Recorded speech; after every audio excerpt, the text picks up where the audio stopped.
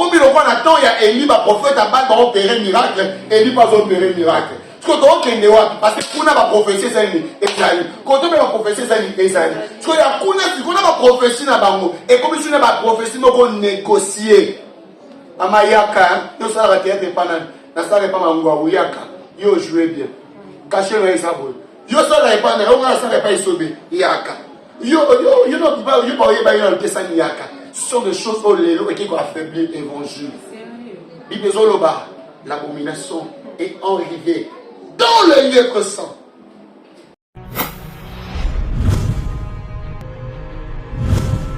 Il y a connaissance, il y a parole, et qualifié bateau baza encore incirconcis. Et quand je parle des incirconcis, ce sont des gens qui ne comprennent pas de révélation qui est cachée dans les Écritures.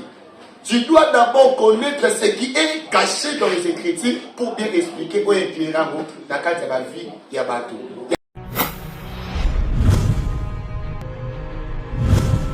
Pourquoi seulement que frère Mike Kalambay, mon pasteur Mike Kalambay, lorsqu'il a montré pasteur Moïse Ndi, alors bélissi sur les Hébreux, lorsqu'il a déclaré qu'il perd, on a coupé, qui va traiter qui va le prêt, parce que ce sont des gens qui abandonnent l'œuvre de Dieu pour que s'attacher dans ma camoué à mon père. Parce que la politique ne peut pas dominer sur les choses de Dieu.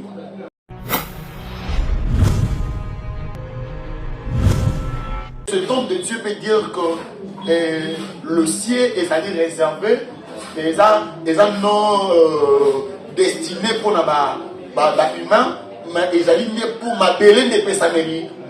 Par là, qu'il n'a pas beaucoup appuyé. C'est vrai. Je peux aussi appuyer, même on sait que penser l'idée de prophète. Parce que quand Dieu a créé l'homme, qu'est-ce qui dit la Bible? La Bible dit que l'Éternel a créé l'homme, il a dit en l'homme, cultiver et remplissez la terre. Il dit la mission de l'homme est sur la terre et sur cette terre. C'est que l'homme ne pouvait pas dominer dans le ciel. L'homme doit dominer sur la terre. Parce que dans le ciel, il y a qu'un Dieu. Mais ça n'a pas la domination de la ciel. Mais Moutoulo, c'est comme Matalikolo, adorateur. Mais autorité, puissance, il y a Moutoulo, c'est ma bébé.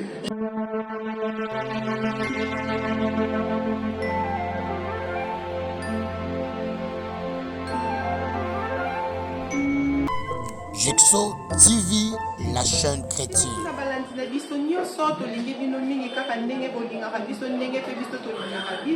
En tout cas, vous continuez pour aimer, pour liker, pour partager et vous allez jamais déçu. Jexo et Zawana, on a bino bananzane. Vous avez des questions, vous avez des soucis, vous avez des partager les cabona musala nzambe.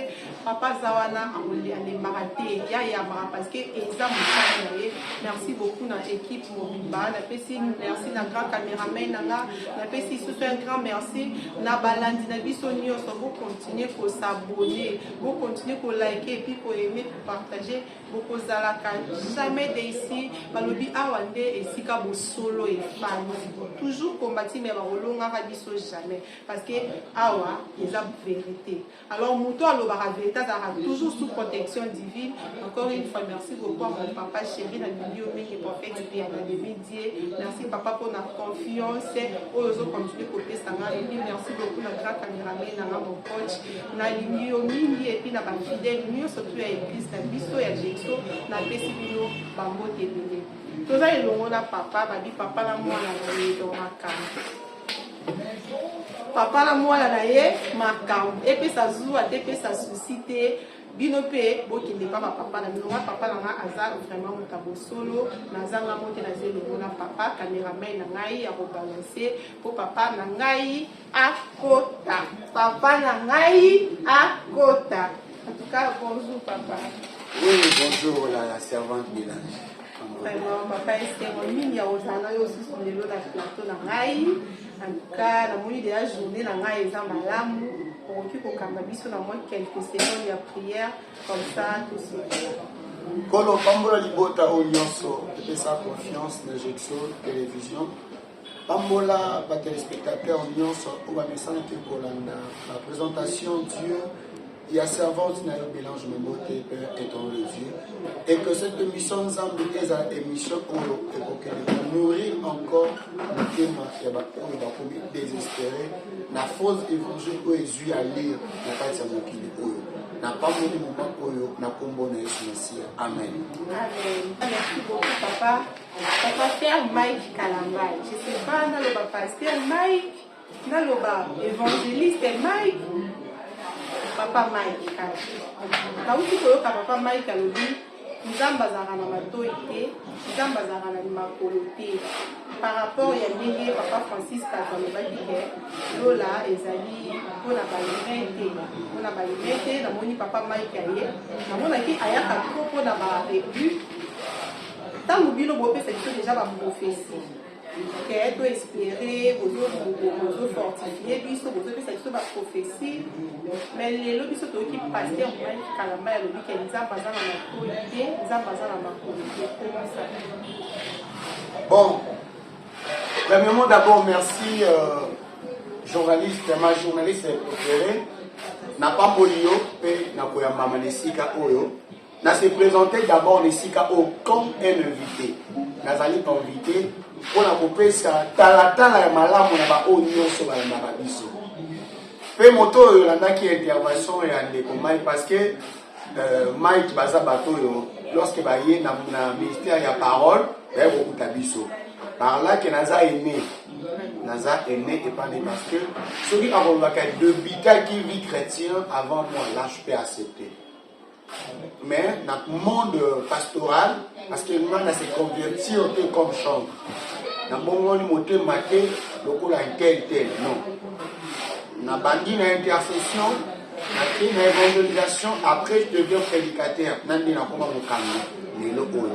Si nous avons, et ça veut dire même aussi quelqu'un qui nous accompagne, ma vie nous voit pour nous coordonner, Mike Kalambay, mais dans un qui vraiment est tenté. Mais et là, comment on a pour le bas, lorsque le fondement sera renversé, que feront le giste? Parce que le fondement est beaucoup. Le giste, Borosala, so o esengeli ba giste basala esengeli ba kenekaka na esika o fondement ezokende kozala renversé pour que ba reconstruire bazongisa miroir. Il y a beaucoup de Christ qui pour gagner doctrine aussi que fondement il y a qui construit dans Salomon.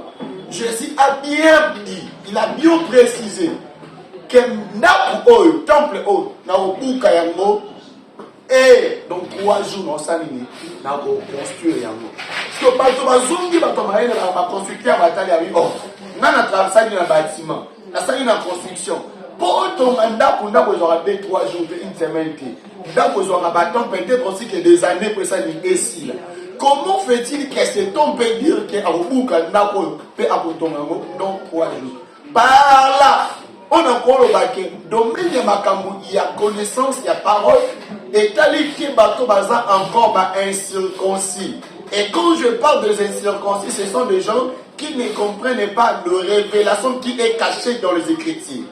Tu dois d'abord connaître ce qui est caché dans les Écritures pour bien expliquer ou éclairer dans la vie il y a bateau. Il y a mon éco-pambola. Il y a mon azongi balobi.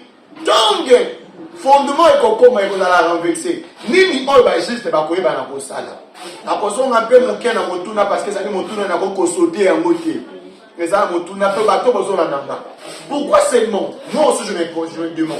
Pourquoi seulement que frère Mike Kalambay, non pasteur Mike Kalambay, lorsque amonaki pasteur Moïse Ndi, alors bélissi on les Hébreux, lorsqu'il a déclaré qu'il perd, on a qui va traiter qui va le prêt, parce que ce sont des gens qui abandonnent l'œuvre de Dieu pour que s'attacher dans ma camoué à mon père.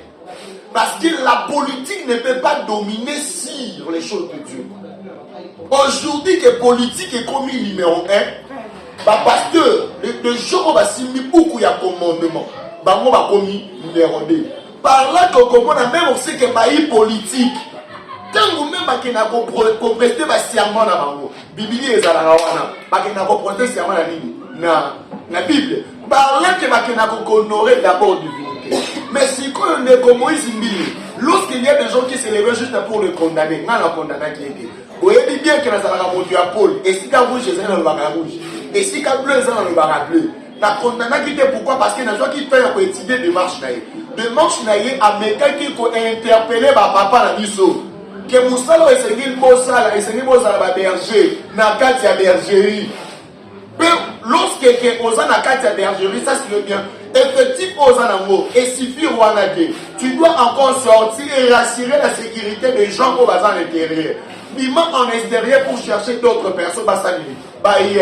Bon, balobi et la maison mondiale mais basali basamouké. Surtout que basali basamouké, nous avons une obligation à copier. Ma pour tout le cas, nous avons tout ajouté dans le cadre de l'Esika. Hier, attaquer non, papa n'a 5 000 pardon. Ce sont les dimensions de l'hypocrisie. Par là, et ça, la neige a remarqué, hier, Azamabe, Nani Nassani, Nazamala. Hier, Azali, qu'on déshonorait Bino.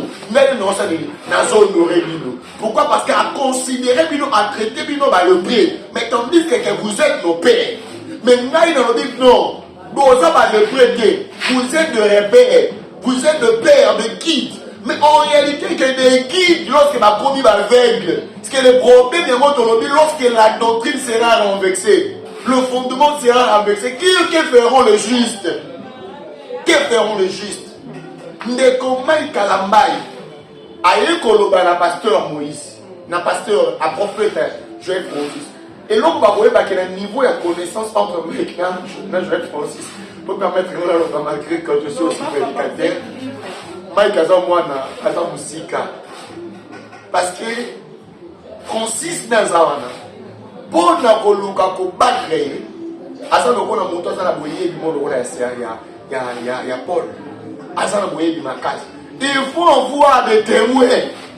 Ou faire sortir des témoins parce que tu ne peux pas aller dans la guerre aux autres justification sans avoir des témoins. Ou ça accompagner les témoins. Parce que les témoins ne vont pas justifier.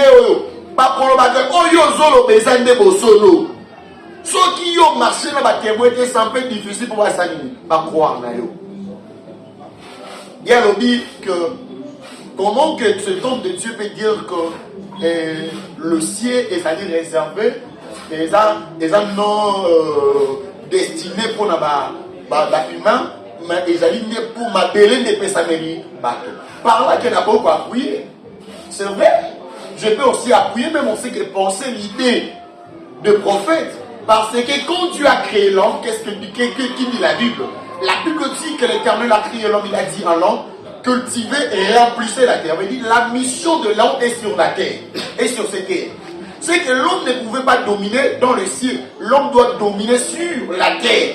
Parce que dans le ciel, il y a qu'un Dieu. Mais ça n'a pas de la domination de la ciel. Mais Moutoulo, c'est comme Matalikolo, adorateur. Mais autorité, puissance, il y a Moutoulo, c'est ma belle. Il y a un mot qui est ma commis et l'obiboué. La terre est pour ça, fils de l'homme. La terre est. Papa, ok. Francis, ça parle pas dans le contexte. Dans le contexte, on a l'obéli. Parce que les gens, dans la prédication, tu sais que pour être un bon prédicateur, il ne faut pas prêcher dans le prétexte. Si on a un prétexte, ça c'est le bien côté à bien fait. Tu dois maîtriser d'abord le contexte. Dans les six cas pensée, prédication, c'est des outils. Pourquoi il faut qu'on les et pour tout le temps, parce que c'est une dissertation. Et tout ça, introduction, développement et conclusion.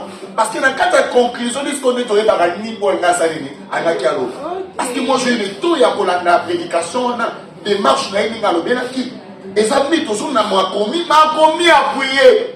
La Bible dit ceci, que la terre est donnée pour fils de l'homme. Je dis que ma belle personne est une mouton. Et si quand mouton a dominé, ah, ma belle. Mouton a dominé l'icoloté. Domination à mouton, ça awa. Et ça l'icoloté. Mais c'est pour cela, ceux qui vont appuyer, dans le verset, elle dit que les justes jugeront les anges. Ça signifie bien que les anges qu'on parle, ce n'est pas que les anges au bazar tout autour de la gloire et de ce sont des anges déchus. Pourquoi? Parce qu'il y a des anges, parce que le diable aussi, il est accompagné d'un ange. On a qui n'a pas mot. On va bien d'un ange déchu. Parce que on a jugé. Parce que vous allez juger par qui? C'est par de juste. Mais bon, ça, par qui il doit juger. Par on joue. Il y a un moment il faut chercher l'esprit. Parce que même aussi que le monde, il y a un moment où l'esprit. Si vous avez maîtrise la spiritualité, que ça c'est que le monde est dominé. Le monde est manipulé. Et de même aussi que la terre. Parce que si nous avons que tous les livres, on la porte de Dieu, je te donnerai en possession. Mais tant que nous avons et après ça mélange. Ça c'est le bien que puissance est dominée du colonel. En réalité, c'est l'homme qui va dominer sur le monde et sur la terre. Mais lorsque la terre commence à dominer sur l'homme, ça c'est le bien que tu es moins dans l'esprit. En tout cas, papa, merci beaucoup. Quelle révélation! Maman, il y a un papa qui comme on a un prophète, un pasteur plutôt en général, comment on doit se mais pourquoi? Parce que comment déjà dominé par nous. Comment on peut à Keda Simba, moi et parce qu'à mon aussi. Pourquoi pas entre Basta Manzan m'aider dans comprendre, c'est là parce qu'il y a un le plus fort. Mais à ça, on n'a pas soutenir ma fête. Je ne sais pas, ils ont dit cette proposition. Qu'est-ce qui fait que Moutou allo wakati na Yesu adima na libande pourtant na misala eza nzambe faut ya pouvoir mais lelo to koma mona musala nzambe abandaka pe kobanga nzambe kala mais à un moment abimi na libanda nzambe akomi na ye mutu ya babenzi akomi na ye mutu oluka actualité na internet to mona suba prédication na TV to koma mona ka na internet avuka kamwe lo moko ekwema lelo ni misala vraiment. Maman Bélange ma commis et lobby na hébreu. Vous courriez bien qui vous ont arrêté. Au moins, tout n'a pas de Bobanda qui m'a dit que Zambé et l'eau connue et ça qui a arrêté. Parcours n'a dit course n'a dit non Zambé. Ce qui est dit dans ma commis, Jésus-Christ est un modèle. Est un exemple. Est un zéla. Bon, PCO. Il est obligé de aller collant. Bible et le Bible, lorsqu'il était tenté par le diable a mis à présenter gloire à monde. A dit que Nio se sanini et puis Sabelinga. Sauf que Mouma Benga sanini n'a pas sionos. Mais Christ a pas dit qu'on s'inclinait devant gloire à Nini. Yamokini. A dit c'est arrière de moi, Satan. Mais aujourd'hui, à cause de la gloire, il y a beaucoup d'exemples de Dieu qui ne veulent pas chasser le diable, mais ils veulent s'incliner devant le diable pour accueillir, embrasser la gloire de ce monde. C'est pour selon la Bible d'Irak. Celui qui veut être ami du monde, il sera ennemi de Dieu. Ça, c'est le bien que maman Bélange, pendant que tu es en train de présenter les émissions chrétiennes. Et pour édifier, enseigner, prêcher d'autres personnes. Et ça, c'est le bien que lorsque toi aussi tu vas devenir l'ami de ce monde, directement au comité ennemi en ami. Il y a Nzambe. C'est que Nzambe a marché dans le sous-souté. Et tout que Nzambe a marché dans le sous-souté, par là que Yeba que Mokili est du pouvoir. La Bible dit ceci, Dieu créant l'homme et la femme a placé Bango dans le jardin. Après si Bango a dit que nous n'a pas responsabilité la Bible. C'est l'homme qui commence à donner les noms. Quand on a un mangue, Nzambe peut mutaper ça qui combo. Quand on a un orange, Nzambe peut mutaper ça qui. Quand on a un lion, quand on a un girafe, quand on a un nikokombele. Ezali mutu ezali apesi. Pourquoi? Parce que ezali ponction moko nzambe apesi. Ça la continuité makambo ngana bosala te. Yo lokolo là qui déjà nzoto tu vas commencer à faire quoi? En travailler. Mais lorsque l'homme est désobéir, au lieu que mutu comme un pouvoir, il a motu. C'est le monde qui commence à dominer sur l'homme. Il y a un moment où mutu va dire qui m'a vend, avant qui m'a mon peuple. La Bible dit que l'homme va dire qui m'a compris mon nasimani. Il y a un CT. Lorsque la porte de l'Éternel est vers le soir pour parcourir le jardin, la Bible dit que Dieu est en train de poser la question à Adam pour crier. Adam, où es-tu? Adam va répondre que je me suis caché. Pourquoi tu es caché? Il dit parce que je mangeais l'arbre, le fruit que tu m'avais interdit.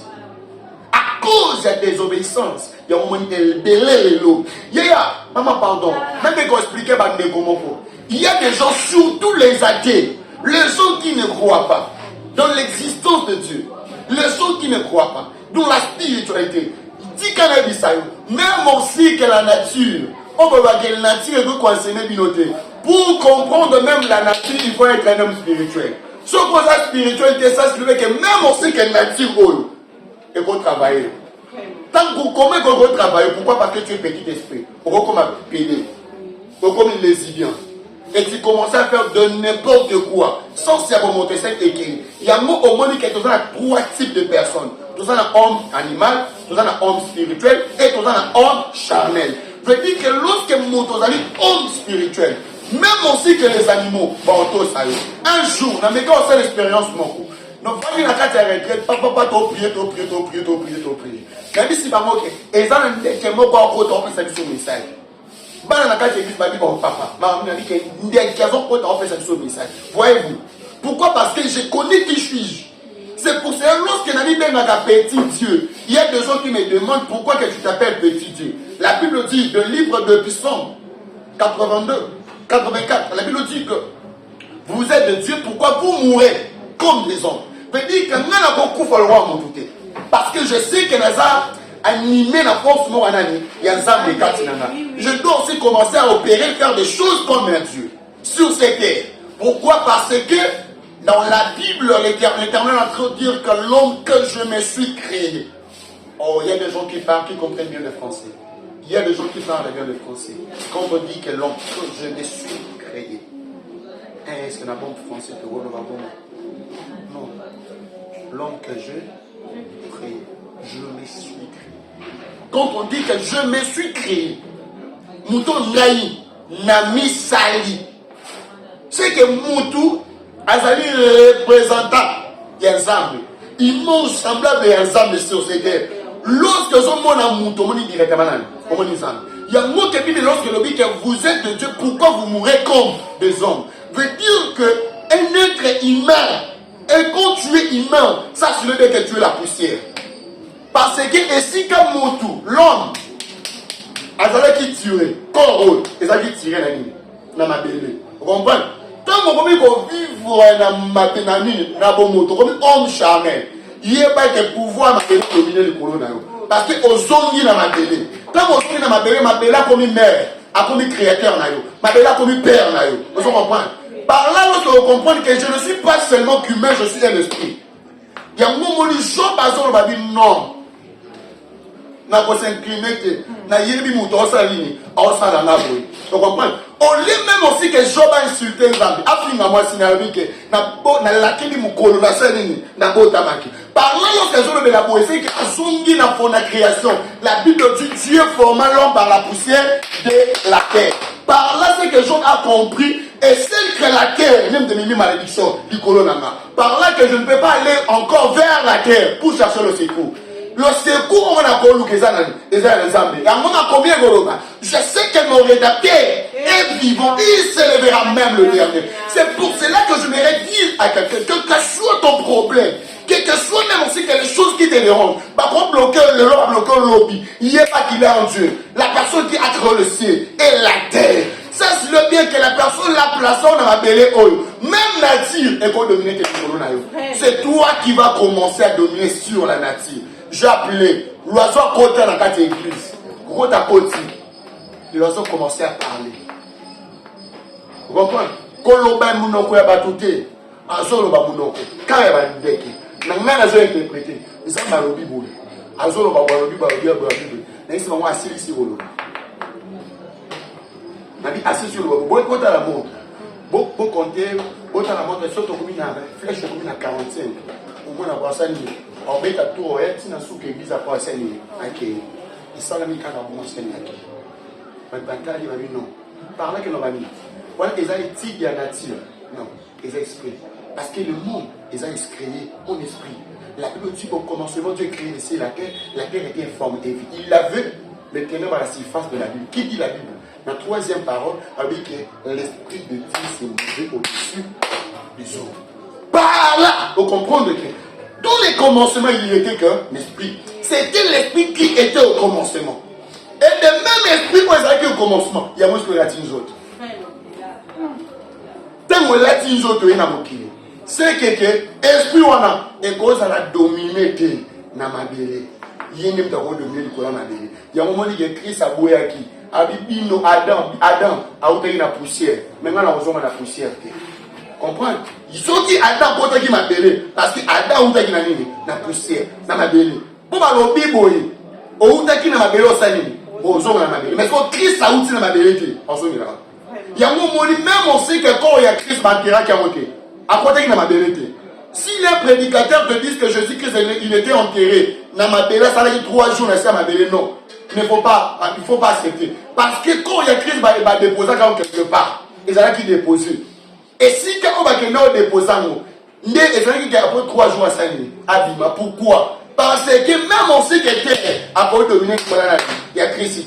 Pourquoi? Parce qu'il y a une surée dans ma vérité. Et de même on sait que Christ est mort dans une identité dans la scène. N'a pas si bien. À partir d'aujourd'hui, je ne vous appellerai pas serviteur. Parce que un serviteur a la limite, a la insuffisance. Mais je vais vous appeler ami. Et quand on remet l'intimité dans mon tout mot, n'est pas l'intimité dans moi la présidente. Ça c'est le fait qu'on a une identité à la famille présidentielle. Vous comprenez? Dans cette identité, comme on a accès à mon katinama. Pourquoi? Parce qu'à cause de l'amour de cette année, on a dit. Lorsque tu es en train de faire des sorties médiatiques juste pour critiquer les gens, pour dire, il faut avoir des soubassements. Ça n'a pas fondement, ça n'a pas preuve. Dieu n'a pas des oreilles et la bouche. La Bible dit quoi? La Bible dit, premièrement, on a dit d'abord. La Genèse, la voix en train de parcourir le jardin. Et l'Éternel a fait quoi? Il a dit, Adam, où es-tu? Oui, il m'a dit les amis. Malobé où t'as vous comprenez? Tu as avancé dans Esaïe. La Bible dit encore, mon oreille n'est pas trop dire pour attendre. Et mes mains n'est pas trop courtes pour agir. Mais ils ont cause à nous. Bon, France Nabino, ils ont interdit, et comme si le corps on a mis, mon poussé. Mais comme si ma toile n'a pas mis, miwe, ma toile n'a pas mis. Comprenez? Par là, donc comprendre directement que Dieu a des oreilles. Ayo kaka. Ezaba sanini alobaka. Esaïe azoloba terre écoute. Oh, comment Esaïe peut dire que terre écoute? Par là, c'est que nous devons comprendre que même aussi la terre aussi a des oreilles. Parce que Esaïe a dit, allez vers Dieu. Esaïe a dit, terre écoute. Et ciel prête l'oreille. Car l'Éternel parle. Et quand la Bible dit que l'Éternel parle, comment tu peux dire que Dieu n'a pas de bouche? Dieu n'a pas des oreilles. Dieu n'a pas de pieds. Ce que le mot qu'on Apocalypse disent, oh mon frère vous avez un maï, mon frère nini, et ça la mokili, ma frère ça nini, et ça la livre, et ça nan, et ça y est. Mon frère, si tu ne maîtrises pas ces choses, il ne faut pas faire de sorties médiatiques pour dire de n'importe quoi. Cherchez d'abord à maîtriser. Pourquoi? Parce que vos enseignements, vos enseignements sont des édificatifs. Comme il y a des enseignements, il y a beaucoup de pasteurs aujourd'hui.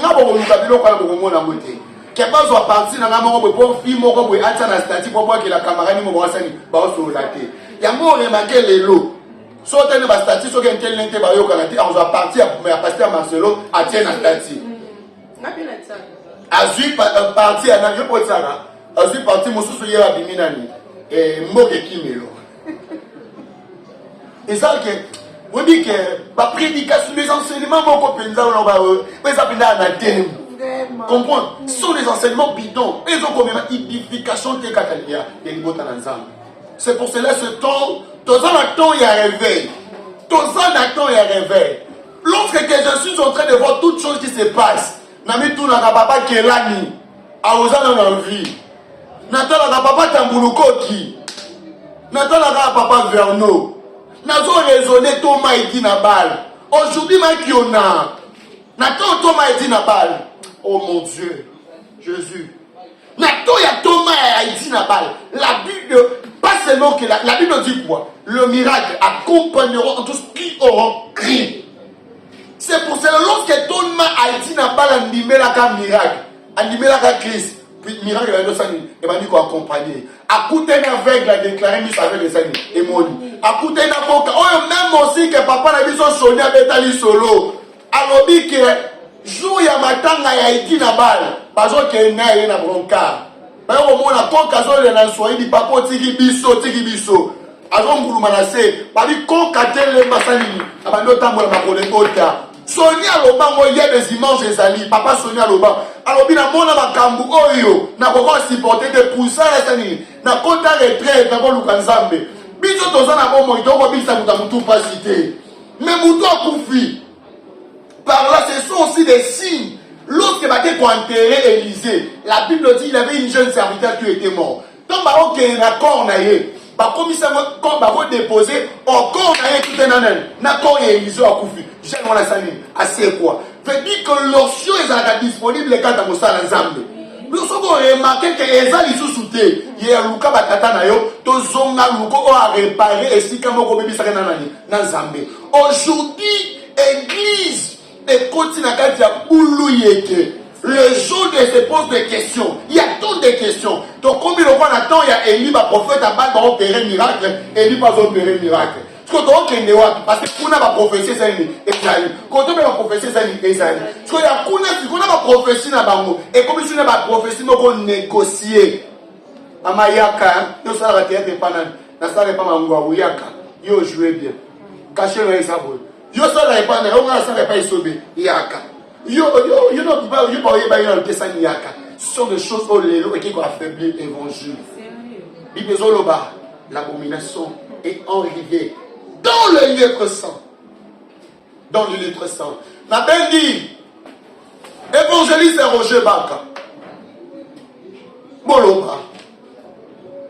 Ma belle dit, évangéliste Epaphras. Boloba.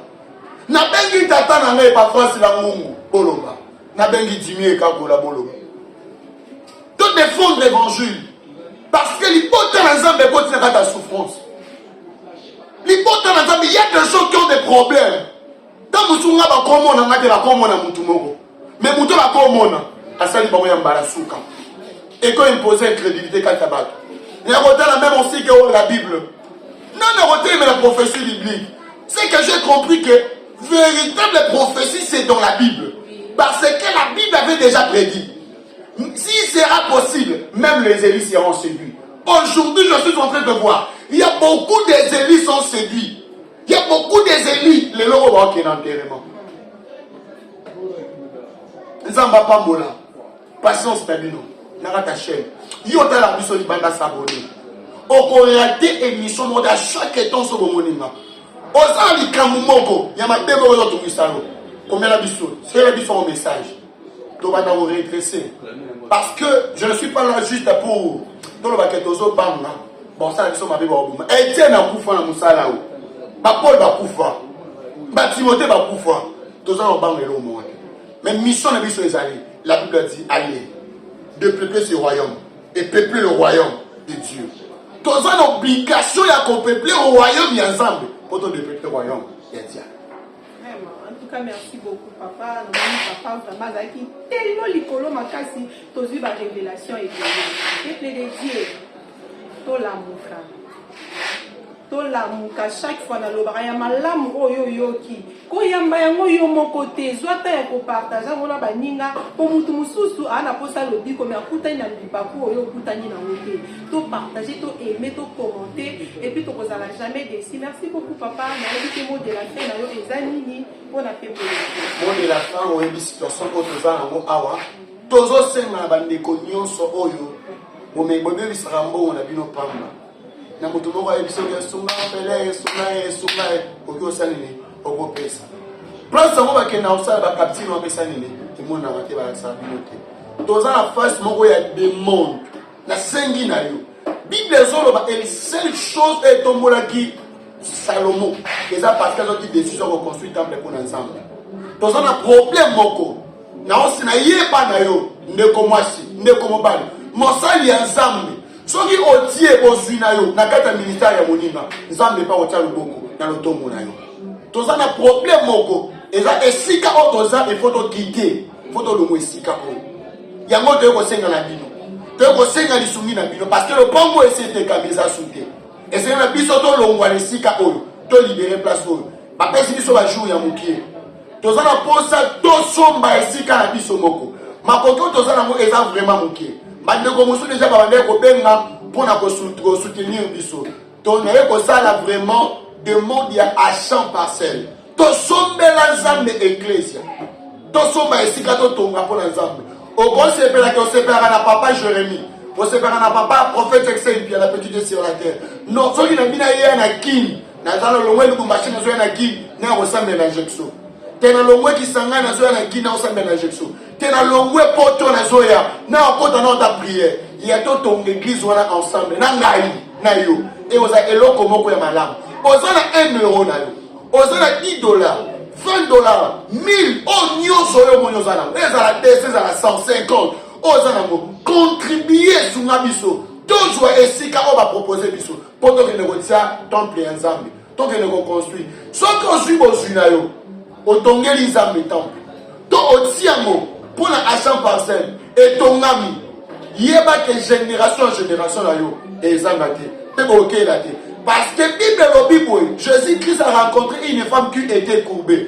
Mais Christ ne regardait pas seulement que la dame, mais Christ a fixé le regard vers l'alliance qu'Abraham avait fait avec Dieu. Alliance où Abraham a dit ensemble, et ça a trop à Saraki. Lorsqu'il a dit à Isaac, ayambi 3 anges nanda kuna lesi bango pesi bango maya komela. Asokoli bango makolo. Après sortir ba ange il pas molé côté ratanda. Peut-être que l'on peut entrer au Koko Sala. Et ça va vous soucier et dire qu'il y a bien monté na prière. Au combat nos sang de la solution exacte. Mais ça va entrer vous soucier Sala et que n'a pas débloqué la situation. Quand il a dit ça, il y a peut-être que vous avez un problème dans l'ibala na yo. Vous avez un problème dans musala na santé na yo. On remarque vie na yo, il y a toujours une force pour rétrograde. Et donc permettre de que les vous malade you wanna bander pendant quand tu le sanini et le mois de petit kakayote. Yaya soutenir musala ya nzambe.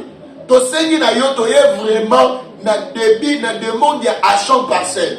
Ne ko sala appel ya achat parcelle. Et si ka to zali papa Gilet Tokoso yo kangai. Mama Nathalie Bete yo kangai. Shaida yo kangai. Na bengi bandeko nyonso ba o ba mesana ko soutenir. Ba mama na biso Nicole Masiala Lesi. To bengi bino bo soutenir musala nzambe parce que ceux qui botier loboko na bino na kata musala nzambe papa apôtre Antonio mama na biso ya mado botia loboko to soutenir to somba esika on so perdre yango et ko za vraiment passe ça loboko soutenir œuvre de Dieu donc Pierre wana sika on ko somba yeba que ça alliance moko ça inébranlable na nzambe benga biso na numéro za affiché na bord de l'écran plus 243 89 75 71 450. Je répète encore, plus 243 89 75 71 450. Abandonne les sous plus 243 89 75 71 430. Si quand ensemble alors la pambola bino. Merci beaucoup Nabalani Nabiso. En tout cas, Toloki Papa Lobi Nyonso. Ceux qui sont ici, comme là, nous faut soutenir et ils ont ma polarisande. Quand on est Tolobara Papa, papa mieux moi nous avons kyste, nous avons fibrome, nous avons cancer, moko boye. On dit que maïe les nos suki. On a un projet sur Anzambe pour Canelo miracle. Parce qu'il y a le métier par l'excellence. Côté biso to souka kazane côté abanda. En tout cas, tout soutenir Anzambe. Voilà tous autres génération en génération na biso. À venir na biso ya bana na biso ya bakoko na biso eza assuré kati na Yesu. En tout cas, merci beaucoup na balandi na biso nyonso. Soki kolo Yesu Masia azongite. Tokutani na nouveau numéro na Nicolas Alikoya. Ciao.